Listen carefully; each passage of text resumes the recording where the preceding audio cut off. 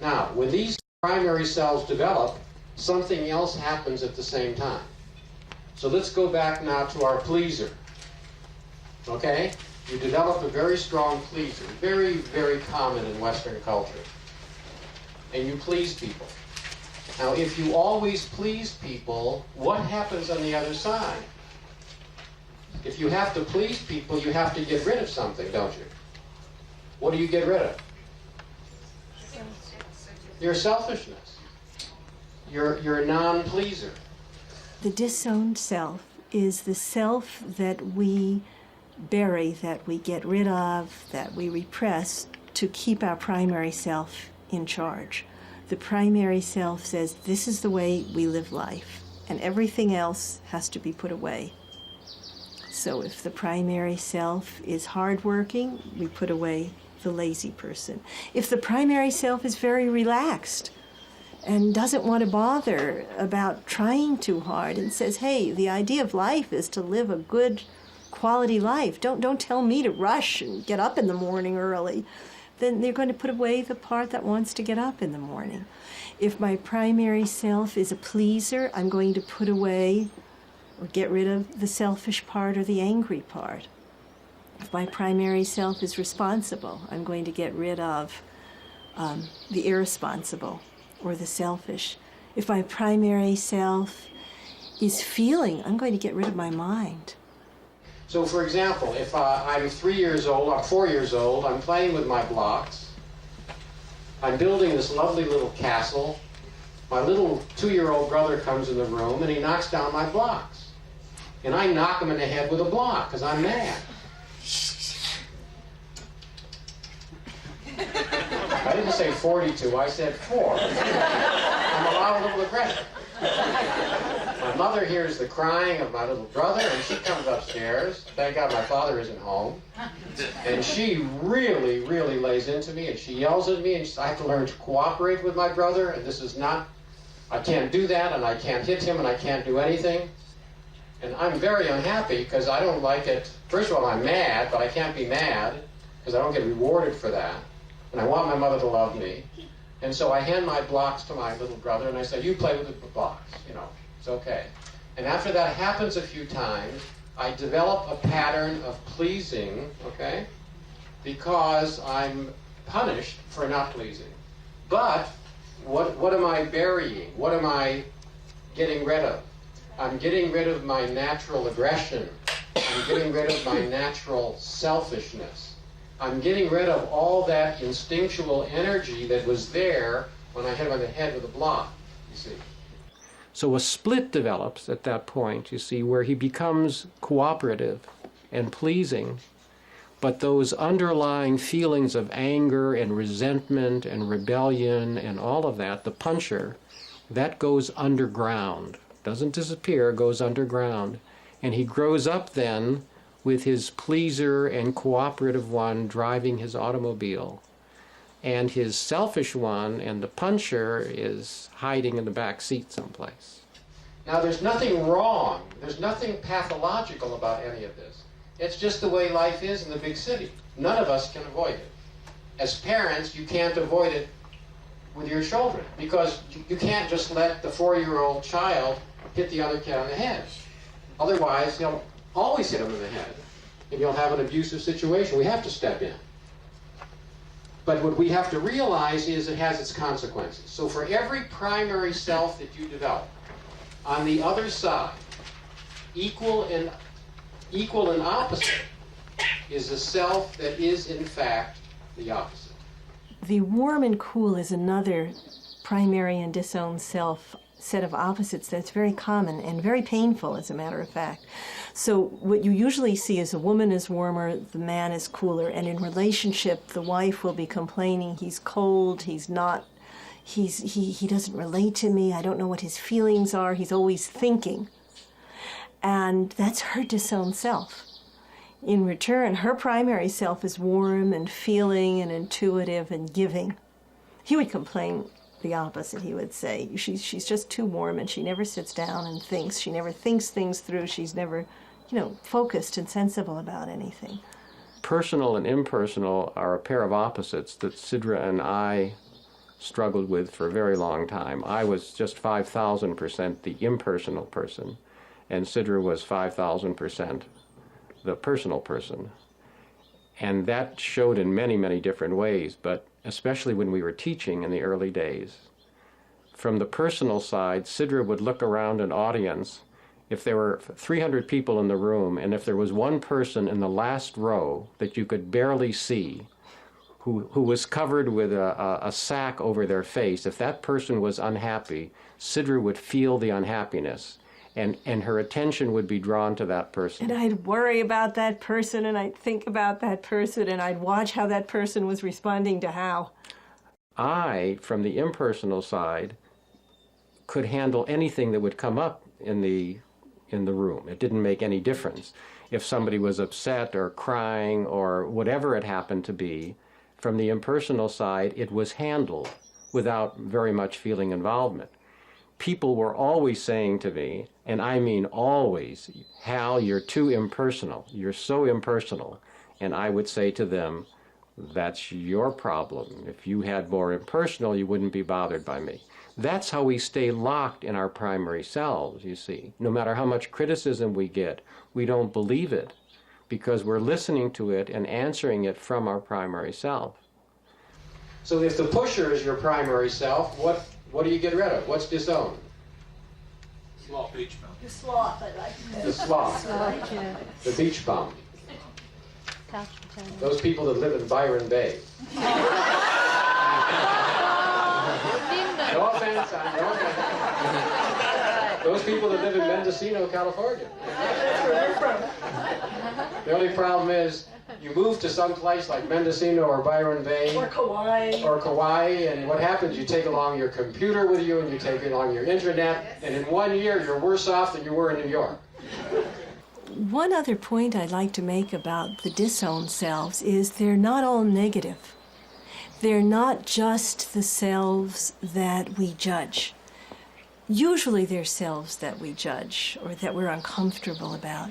But they can also be selves that we wish we could have, but our sister had them or our brother had them, and they became disowned.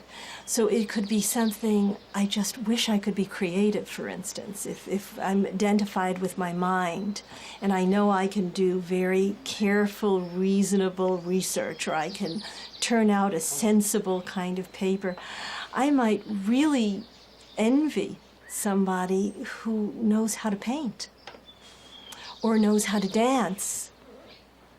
And that would be a disowned self. And I might have disowned that, early in life because my sister was creative or my brother was creative. Because siblings do divide up the pie. The people that you judge, the qualities that they have, they represent your disowned selves. This is really, in our view, one of the most important ideas in all psychospiritual work. It's so basic. So what do we mean by that?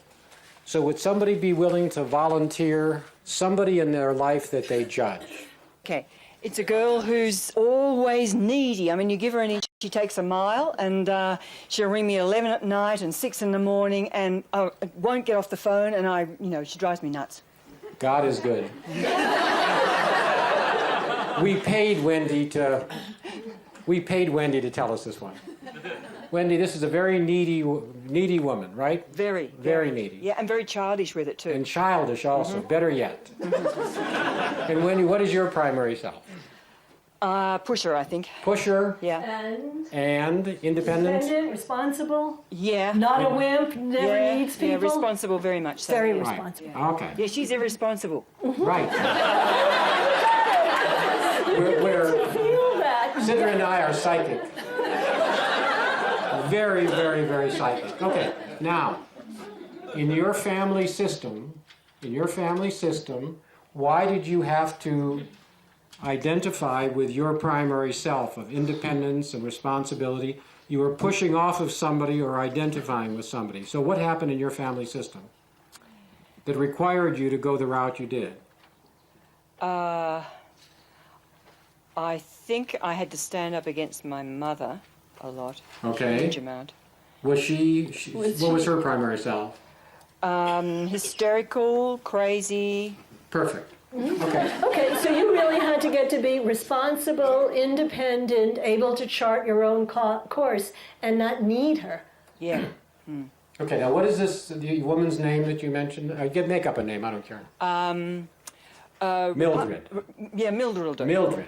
I knew it was Mildred. Okay. Now, if you think of the universe as having an intelligence, and if you think that this intelligence in the universe and within our own psyche, if you think that this intelligence wants us to learn to embrace all the selves, to become fully who we are, then do you understand why this intelligence of the universe sends you Mildred? Yeah, that's always a good reaction. Because what this intelligence does is send you in relationship exactly the medicine that you need to complete yourself, to heal your own wound of childhood. Your mother was not a safe mother because she was too emotional, too hysterical. You had to go in the other direction and become strong, independent, solid, right, to make it. But in doing that, you pushed off on your mother, and you then created in you an imbalance, so that you had to get rid of your own neediness. You couldn't afford to have that because there was nobody there to take care of you. It was too painful, you see? Yeah. So now Mildred comes along, who's driving you crazy. So what they do in heaven is they have computers, and the computers spin around and they figure out what's the medicine that Wendy needs in order to complete herself. And what it turns out Mildred. So Mildred either kills you or you recognize that she's your teacher. The people you judge in your life, they are your teachers. Whoever it is that you judge, whoever it is that you hate, whoever it is you feel absolutely morally superior to, is your disowned self. So you look at the people in your life that irritate you, and you figure out what it is about them that irritates you, and that's your disowned self. Can you give us some examples? One common one that we hear is somebody is on a job, and let's say a young woman is on a job and she has a boss that she can't stand. I mean, we've only heard that 5,846,000 times, you know. And what that woman will say about her boss is she's so authoritarian and she's so unfeeling and she doesn't care personally about anyone in that whole office. And she is so mean, I really can't stand her. So then we'll say, in general, do you have a problem with people who are more authoritarian and mean in that way and cold? And she says, I hate them.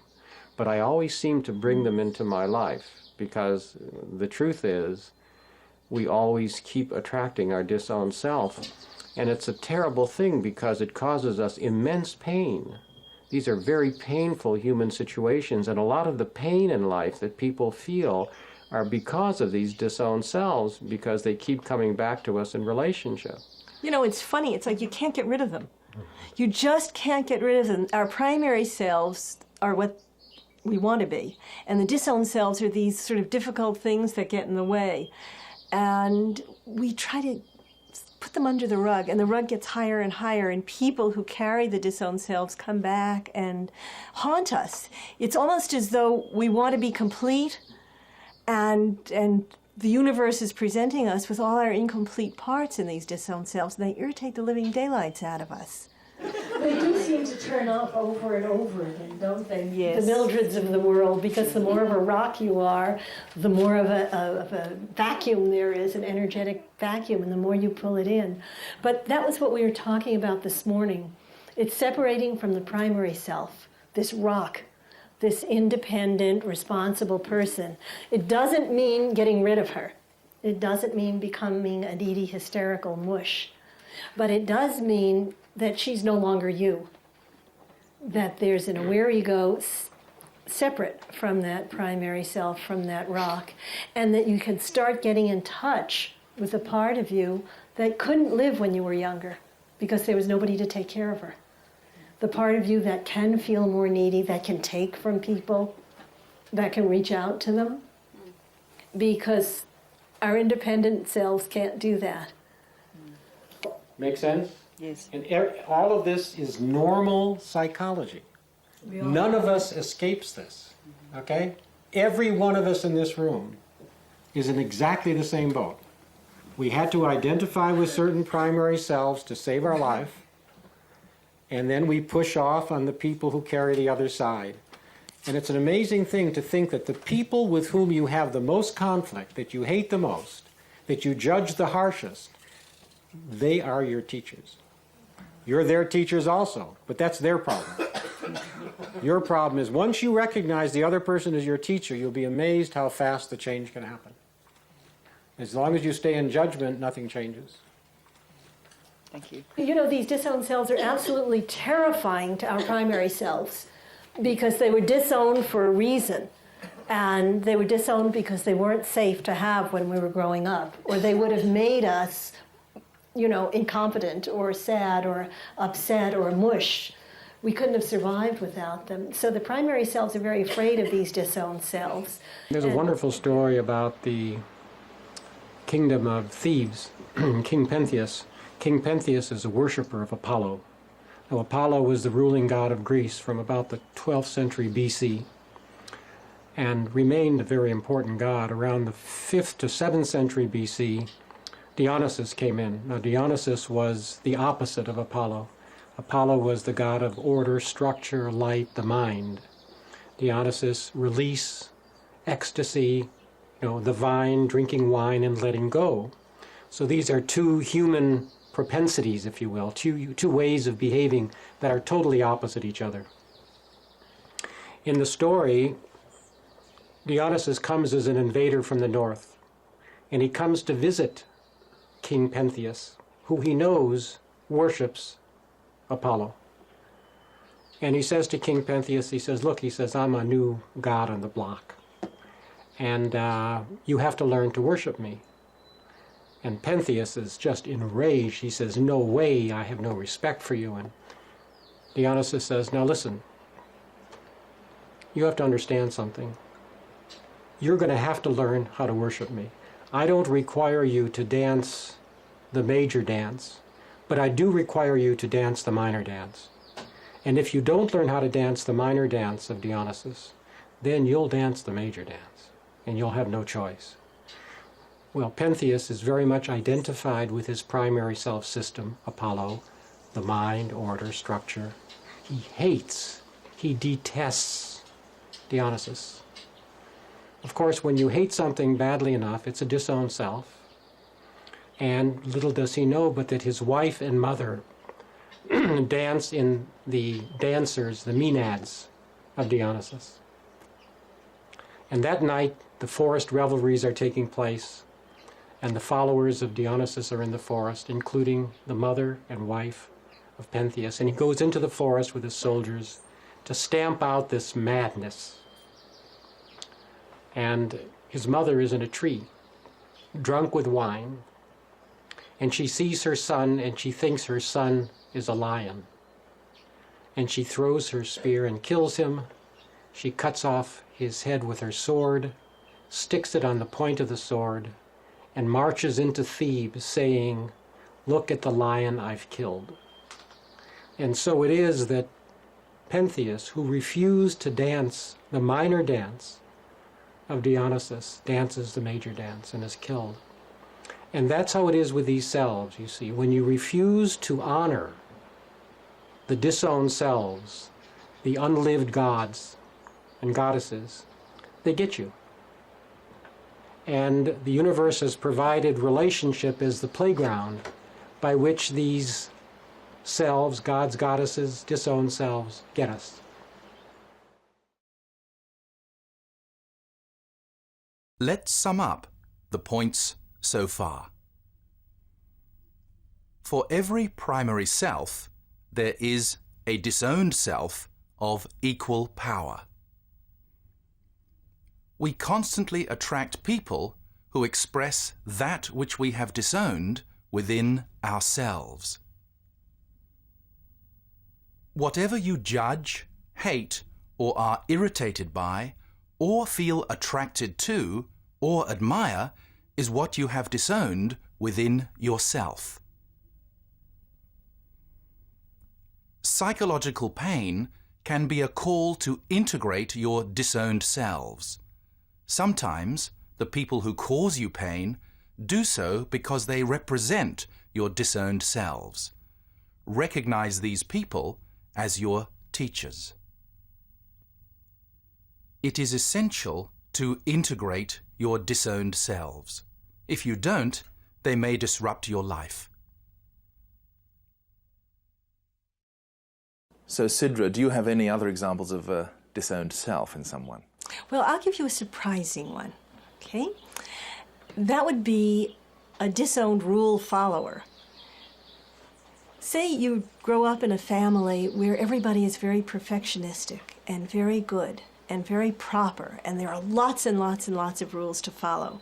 And you try to gain love and you try to gain acceptance by being the very best person you can be and following all the rules.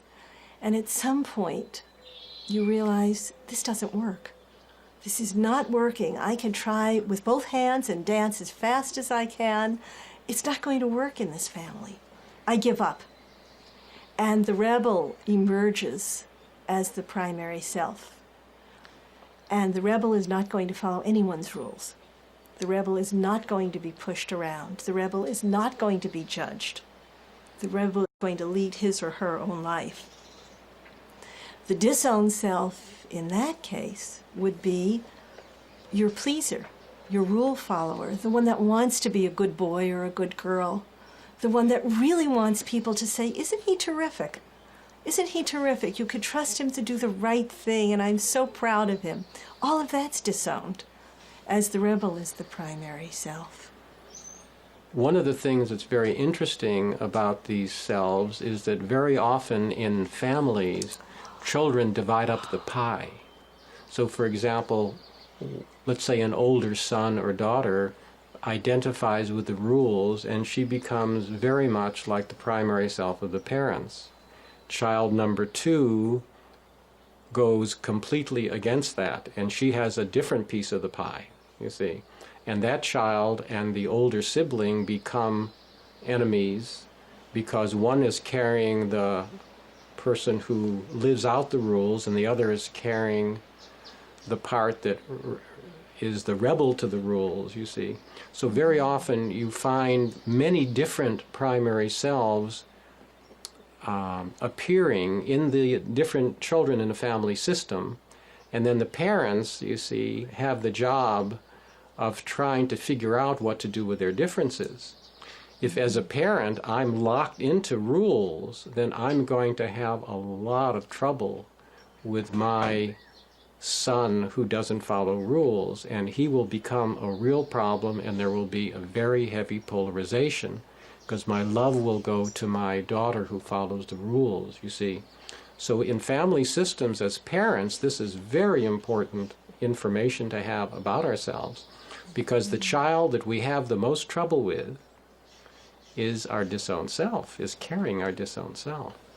So why do parents want their children to become like their own primary selves?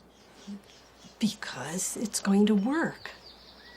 Because it's going to work. The parent, I only know as a parent what my primary self is. And I think that's a good one. And I'm going to try to get my children to have a similar primary self. I'm not even going to be aware of it, but I'm going to encourage them to do the things that I value, to follow my example. If I'm hardworking, it will be that. If I'm honest, I'll try to get them to be honest. If I want them to be thoughtful and to plan ahead, I'll try them, to get them to do that. I'm only aware of what I know. Each of us has a primary self or a primary self system that has worked for us in one way or another. It's very interesting to think about a particular primary self in parents, and that is, what will people think? This is a very big primary self for most of us. What will people think? So as a parent, let's say that I am very responsible and I've done my job and I've gone to school and I have a profession, and we both stand for that. Now, child number one becomes that way. Child number two comes along, and child number two doesn't care about school at all. Child number two, if we're very rational, joins an ashram, or goes the spiritual route, or decides to quit school in high school, or not go to college, whatever it is. One of the voices then that gets going is, what will people think? It isn't just our concern about the child, it's what are our friends going to say about the child. So that's a tremendous pressure. We may not even know that that's operating, because primary selves doesn't mean that we are conscious of them. No. You know, Jung used to say the unconscious is unconscious. It's a very good statement. We don't know that we're identified with these primary selves, so we get a bad feeling in our tummies when our child says that he hates school. And that doesn't feel good, so we put pressure on them. So why doesn't it feel good? The reason it doesn't feel good is that they're violating our code of behavior, because so long as I'm identified with being responsible, being irresponsible is dark. It is going to lead them down a very bad path.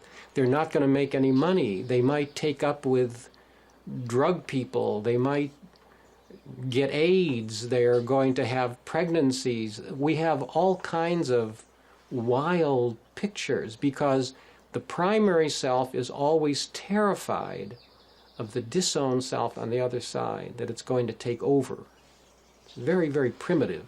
The other very, very important aspect of this is our vulnerability. The primary self is there to protect my vulnerability as a mother or your vulnerability as a father.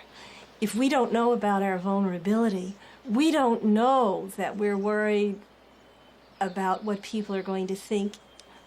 We don't know that we're very sensitive to the opinions of others. And so when we don't know about our vulnerability, the primary self gets stronger and stronger and more concerned about the children, for instance. So why do we forget that we are, with the primary self system, trying to protect our vulnerability? Because we don't want to know we're vulnerable. The vulnerability is something we're so afraid of. It's something that's totally unacceptable in all of our cultures. You're not allowed to be vulnerable. It's childish or it's womanish to be vulnerable, and it's not good. So we're not allowed to be vulnerable or feeling or responsive or too caring about what happens, too reactive. The other thing is that people don't know that they're made up of selves. As long as they're identified with a primary self system, they simply do not have this information. So when they get angry and they judge, it's because the other person is not good. And all of their disowned material, the disowned rebel, the disowned free spirit, for example, if my primary self is responsible, is literally projected out from me like a bridge. You see, here's this my rebel and my free spirit, all of these things that I have killed when I was a little kid, you know, but they're inside me. They are projected out like a bridge onto my son, onto my daughter. And now they're carrying my disowned free spirit, radical, whatever it happens to be. And just as you had to kill it in you to make you safe, you have to kill it in them to make them safe. So it's a replay of what we've done in our own lives. It makes us too nervous to have it around. So with the child who's carrying a disowned self for us, we find that a threat. We've killed that self in ourselves. Say my rebel or my free spirit. I've had to kill that in myself. Because of that, I must kill it in my child. It's too much of a threat to have him or her acting that out.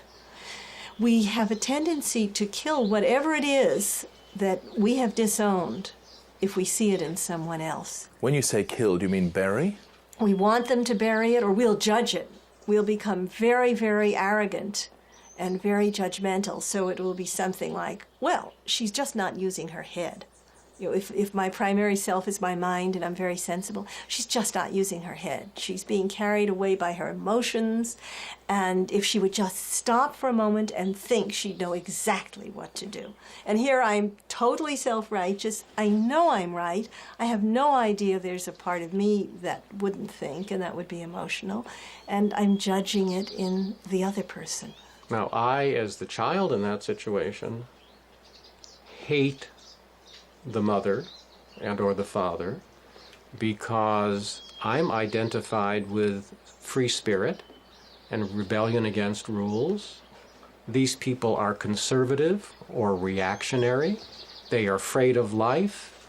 They don't know what's going on at all. They're afraid of their everything. They're terrified of life. I'm not going to live my life that way. I go into a deeper and deeper polarization and identification with the opposite system, you see, and we push off on each other until there is a huge, huge gulf between us. And you can't relate with that person. Cannot. You can't, that's right, you can't relate with that person until one of the systems begins to appreciate the fact that this judgment is meaningful. Until you begin to appreciate the fact that the other person is in fact carrying a part of you. That must be a very hard thing to swallow for many people. It's a very hard thing to swallow until you appreciate the idea. Once people get into the idea of disowned selves, it's very exciting because you have a chance to learn so much about yourself. But at the beginning, it's terrifying because everyone says, I don't want to be like that. You want me to be selfish? You expect me to do what I want? No, we don't want you to be selfish. We don't want you to do what you want. We want you just to appreciate that the whole world lives inside you.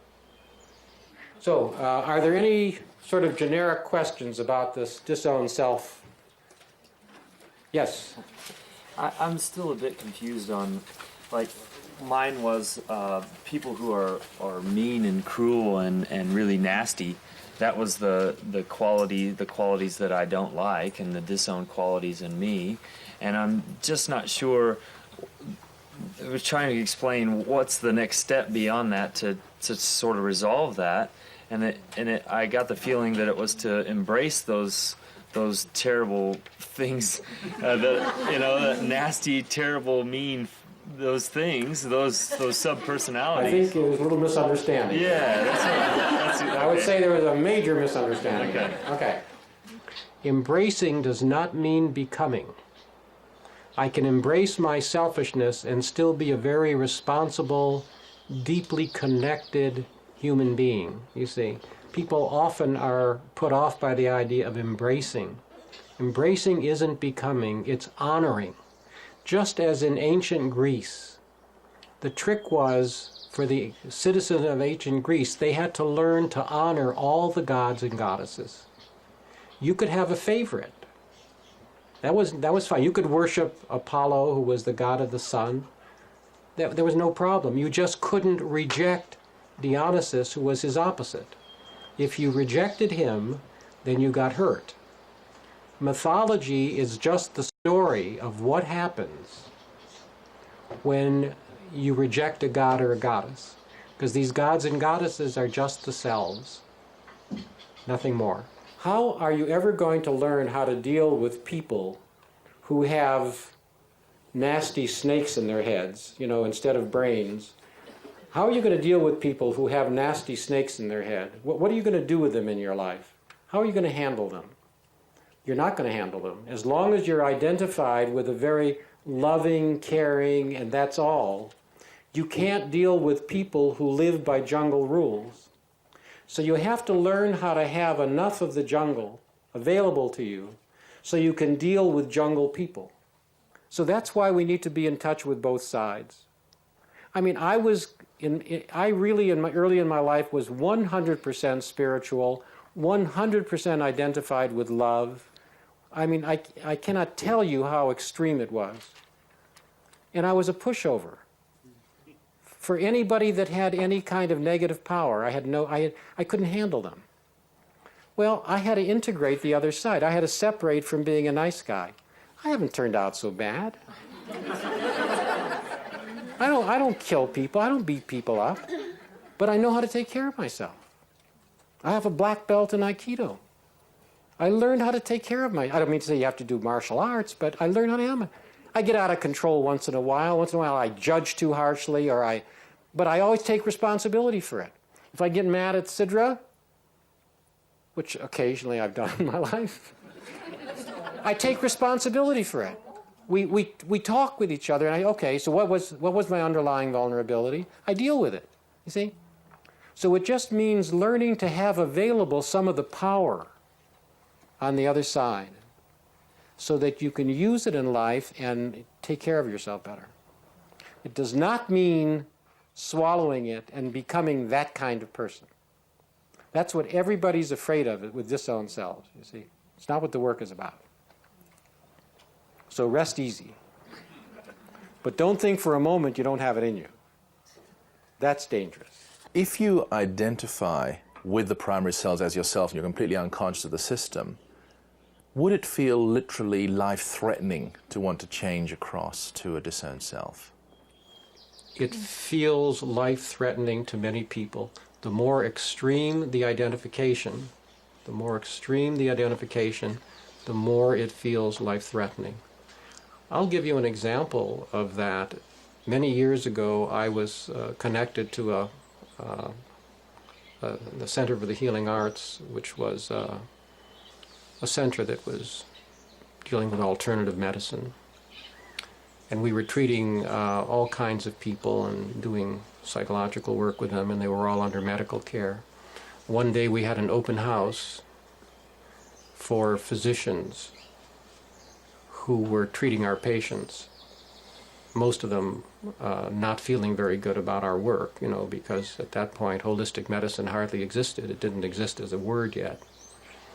And I was talking to one of the physicians who was not very happy about what we were doing, and I said, what if I could show you that only in one case we were responsible for this patient living an extra 3 months? And what if theoretically I could show you that? You know what he said to me? He said, I would commit suicide. And he meant it. His primary self system was absolutely locked into the traditional forms of healing, and the idea that you could impact the body through the psyche on any level was life-threatening to him. It would threaten his whole existence, his whole reason for being. Exactly. The good news is that the more you become aware of yourselves, the less they have to live out the disowned selves. Because the fate that we have is that whatever it is we disown in life, relationship brings back to us. If I'm identified with being a pleaser, and I disown my selfishness, then I will marry a woman who is ultimately selfish. My first son will be ultimately selfish. My second dog will be ultimately selfish. All your cats. My cat, my boss at work will be ultimately selfish. You cannot escape the disowned selves. That's relationship. And it's the first important rule that you need to realize. Whatever it is you disown, the way we say it in our book is that whatever you disown becomes one of God's little heat-seeking arrows. And it will claim you. And relationship is the arena in which this happens. Somebody hearing this who is in Pusher, who's a business person, being successful, and so on, might find it a ludicrous suggestion that they should get rid of their Pusher and become vulnerable and sensitive and feeling-oriented, i.e. they couldn't run their lives, they couldn't earn a living. What would you say to them? Well, we very strongly do not say get rid of something. You will never see anything in our writing, and you will never hear us in any kind of lecture, nor our primary teachers, ever talk about getting rid of something. We don't want people to get rid of their pushers. The primary selves are like inner parents. They came into your life as parents to rescue you, to save you, to stop you from experiencing pain, to help you to make it in the world, to get you a profession, to get you a job. They're your power in the world. We don't want you to get rid of that, you see.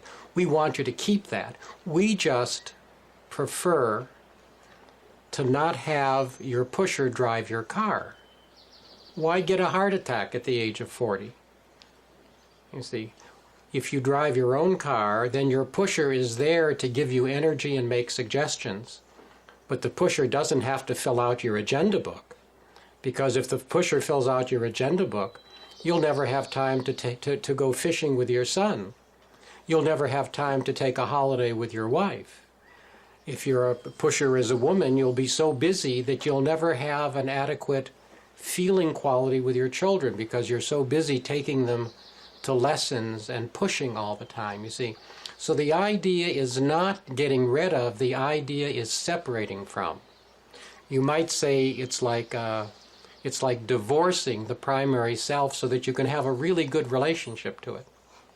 And then you can claim what's on the other side. Because everything that you disown because of the primary self takes away from the quality of life and takes away from your health situation. Let's sum up the points so far. A family is a unit. Children take on different selves within the one family as though they were dividing up a single pie and each taking a piece. People are often totally unaware that they are made up of different selves. The more extreme your identification with your primary self system, the more threatening it feels to embrace your other selves. You cannot escape from your disowned selves. They will claim you, usually in relationship. Everything you disown within yourself reduces your quality of life. I saw a woman quite a number of years ago who suffered from all kinds of gastrointestinal symptoms, a lot of pain, and she had been under many physical examinations and different doctors and hospitalized and so forth. And the pain continued, and it affected her life, the quality of life, very, very strongly. And she came in for the initial session, and we talked about, her life, and it was clear that she had an out-of-control pusher. And so the first piece of work that I did with her was to talk to her pusher. This is the method of voice dialogue, in which we literally have the person move over and we carry on a conversation with these different selves that we've been talking about. So she moved over to the pusher, and the pusher was very similar to the woman who first sat down there. She was very busy, and she was always moving, and her agenda book was filled up full time, and she was a driven woman. We then came back to the center place where she was in the beginning and talked about that a little bit, and then I said to her, I wonder if it might be possible to talk to the person on the other side. Do you ever just sit, or do you know how to be rather than do? Because the idea of being would be different than the idea of doing. Well, she didn't know much about being, but she got the idea, and we moved over to the other side. And I started talking, but with being there's not much talking because she just is. And her pain that she had had, for 3 years plus was gone. Absolutely gone. I mean, 24 hours a day, 7 days a week, 3 years, severe pain in the abdomen was absolutely gone. All the time that we were in this being energy. After a little while, I take her back to the center place, back to the pusher then, pain is back. Back to the opposite side, the pain is gone. Back to the center. Now that was a revelation for her, to realize that she had been married to this way of being in the world, literally married to this way of being in the world. And it had a consequence, and the symptoms essentially cleared up out of that ability to be quiet like a hummingbird, which had never ever been made available to her before. We have seen many examples where in one subpersonality there's an entirely different psychophysiological makeup than another. So that you find that somebody who comes in and stutters, another self will speak and it won't stutter.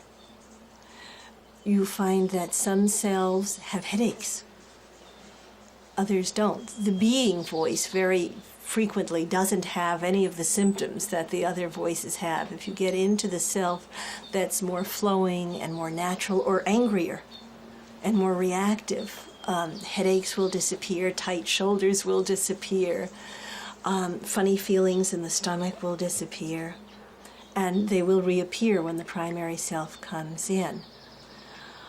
One of the primary selves that we've seen very frequently in women with breast cancer is a very responsible mother. Very, very responsible, who has taken care of everybody since she was very, very young. Perhaps these responsible mothers come in usually around the age of 4 or 5 years old in a conscious way. Sometimes they've been operating since infancy. But one dream of a woman with breast cancer who was one of the most beautiful, responsible mothers you'd ever want to meet. She would take care of you, and she would take care of me, and she took care of her husband, and she took care of everybody she met. And she was really wonderful with it. But she gave so much that she wound up with breast cancer. And she had a dream the night before she went in for her operation, for her mastectomies. And the dream was that there were 2 huge gorillas, and one was eating each breast. And she felt that that was truly a picture of what her primary self, that responsible mother, had done to her. I've heard of other women who've had breast cancer have said, okay, they've taken my breast off, I don't have to give to anybody anymore. And literally the loss of the breast signals the end of that primary self, where they've literally said, I've done enough for everyone. Now it's time to take care of myself. Are you saying that the primary self actually, or the disowned self, actually caused the cancer? I wouldn't go so far as to say that, but there seems to be some relationship. And there are some particular primary selves that we do see associated with particular kinds of illness. An out-of-control pusher is not infrequently related to some kind of problem with the heart or with migraines. A perfectionist will very frequently have migraines because of the effort. And then you switch out of the perfectionist and suddenly the migraine clears up and the eyes clear. Remember that every self is a certain kind of energy. Pleasing is an energy, anger is an energy, everything is some use of energy. Imagine now that somebody is identified with being a mother and taking care of people and pleasing people. The disowned self is locked in a box. Okay, the box is some kind of, imagine a snake, a powerful snake. Through the years, many nails have been driven in that box, so that snake is locked in there very, very strongly. As the person gets older and identifies more and more with the primary self of mother and taking care of people, that snake is getting bigger and bigger and bigger. It doesn't get smaller just because it isn't being used.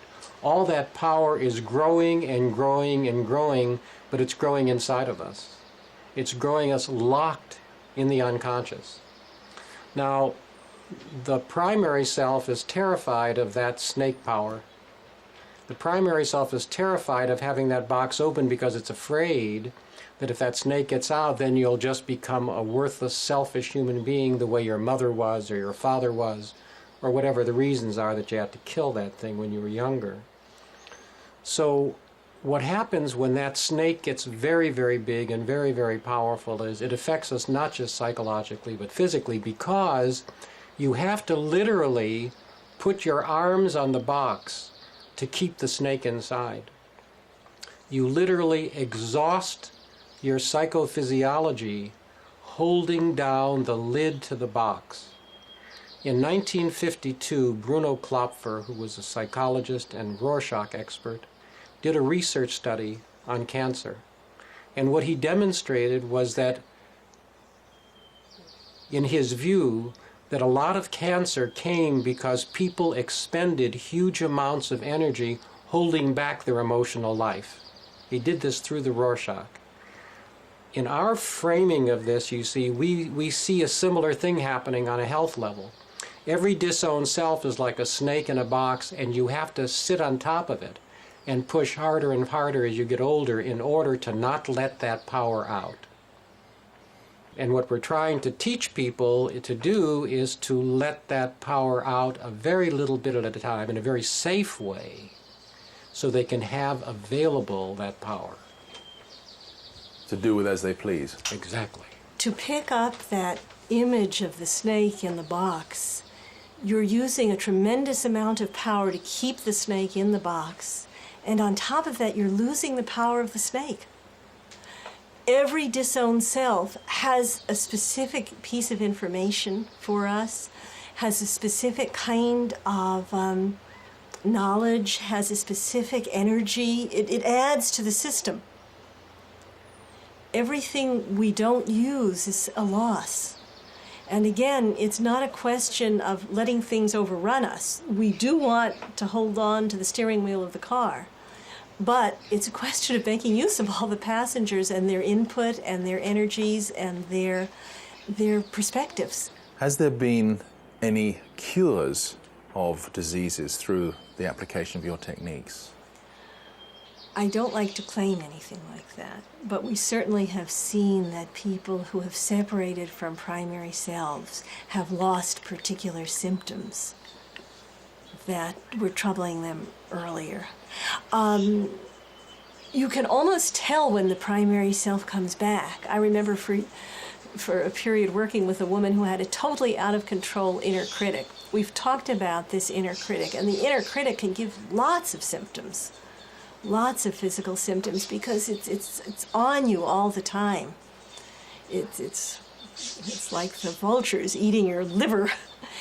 And this woman, whenever her critic got out of control, would develop intractable headaches, absolutely intractable headaches. And when we would work with her critic and separate her from the critic, the headaches go away. So is there any relationship between cancer and other diseases and the subpersonalities themselves? Our experience is that the blockage of emotion and feeling provides very, very strong breakdown to the physical body. Imagine that when you have a disowned self that has to do with instincts and emotions, you know, being able to tell people how you really feel, expressing your anger, being able to do what you want in the world more. When all of that is blocked, then you have to, from the primary self, constantly be sitting on top of that, fearful that it's going to break out. So if your primary self is being very responsible and taking care of people, then you're always exhausting yourself, literally exhausting your adrenals in trying to keep away the selves that have to do with breaking out and being free. Or if you have a very strong pusher as a primary self that's pushing you always to make money and to get ahead, then you're also killing the parts of you that want to play and have fun and enjoy life and live life on your terms. So literally you are applying pressure to maintain the status quo and to stop these selves from coming through. And that exhausts the adrenal glands, it exhausts the physical body at many, many levels. And our experience is, and much research has shown, that a lot of physical breakdowns occur because of that. We don't like to talk about cause, and this causes that. We can only say that we find these patterns over and over and over again in the people that we work with. The primary selves very frequently are so strong or so demanding or so unpleasant that the only release and the only relief is from drinking or drug abuse. For instance, if someone has a very strong inner critic, sometimes the only way to get away from that is to take drugs, because it shuts that voice off. You stop caring. If you drink enough, you don't care what your inner critic is saying. Of course, the paradox is you sober up the next day and then your critic is angry and is twice as strong as it was the day before. So that, for instance, a woman who has a strong inner critic and tries to be controlled all the time goes to a party and has a few drinks. And as she drinks more, she becomes more vivacious, she becomes more talkative, she becomes more flirtatious. She has a marvelous time, or at least this other self has a marvelous time. And then she goes home, because the drinking has put the primary self to sleep. The critic, the what will people think voice, the control voice. So as that's asleep and she lets the disowned self come out with the help of drink, then she goes home, goes to sleep, wakes up at about 2, 3 in the morning, and who's back? But the primary selves, the critic, the control side, the what will people think voice. And it's as though she sees a movie of everything she's done, played through the eyes of the primary selves again. And it's very upsetting, but the drinking will release her, will allow her some piece of release. Drug taking allows release, frees us from a too demanding perfectionist, from a pusher who won't stop except if you're on a drug trip or drinking.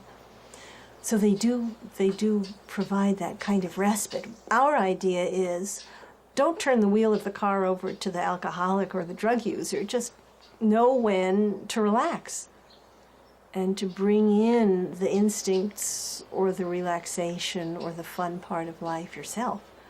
And have you found, by people who become aware of the subpersonality structure, that they can wean themselves off addictions? We still prefer having them work with groups that help them wean directly off addictions, like AA or some kind of program of that sort.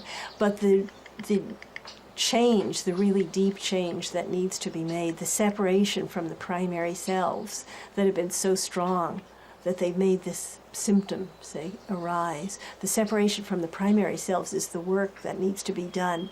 So if somebody comes to us and says they have a problem that way, we will look at what is the primary self that's so difficult to live with that you have to drink to get away from it. We very much support people having a really solid medical and alternative care backup system, okay? There is too much going on today in what's known as holistic medicine that says you caused your symptom and you're responsible for it and you can get rid of it. And what that does to people is really support their inner critic. They feel guilty and terrible because they have, quote, caused their symptom, unquote. And you can't have a decent headache anymore and enjoy yourself. You know, I mean, it's gotten to be very extreme. With serious illnesses like cancer, that gets to be very serious. You know, somebody says you caused your cancer and you can, since you caused it, you can uncause it, you see. You can make it go away. Well, you can't make cancer go away that easily. And I have seen people die terrible deaths because they were fed that kind of thinking, you see. So our basic philosophy of illness is, when you are ill in any way, how can you use that creatively, you see? Take care of yourself medically or alternatively, whatever combination is important to you. I mean, you have that there and use it. Having said that, If I get a headache, I might take an aspirin. I don't have to suffer the headache. And then I have to begin to say, okay, what are the selves operating in me that are creating a symptom? Okay? I have no guilt. I have no inner critic now because I've separated from that. I'm not afraid to take an aspirin, not afraid to see my doctor. And then I say, okay, what am I doing that I don't want to do? What selves are causing me to stand still? What am I not doing that I do want to do? And then I begin to think about that. And you know, I'm invited to this dinner party. We're supposed to go. We said yes. I don't want to go. I don't enjoy these people. I'm doing it to be nice. I've always done it to be nice. And I start thinking along those lines, wait a minute, so it's really some pleaser in me that how do I feel? Do I want to go? And suddenly my headache starts to go away. Because suddenly I have begun to separate from a pleaser. Now I may still have to go to that party because my pleaser is so big, but already I have some awareness about the whole thing. And I realize that I don't want to live my life like this, you see. So symptoms are happening because we are identified with a certain group of selves. And these symptoms are wonderful ways of teaching us that something is off, that we're too locked into one system, you see. If you have a very strong pusher, it just causes all kinds of naughtiness, you know, just all kinds of naughtiness. You can get headaches and you can get heart palpitations and you can wake up and not being able to sleep at night. If you pay attention to those symptoms, you find out who's driving your car. Because I can tell you right now, you're not. Let's sum up the points so far. Each subpersonality has a unique psychophysical makeup and has a specific quality of energy and knowledge. Symptoms of illness can disappear when a person separates from primary selves. A disowned self is a power and energy that is held down within the psyche, and this costs the person energy. You can exhaust yourself physically by not allowing subpersonalities to express themselves. People take drugs and alcohol to silence the primary selves.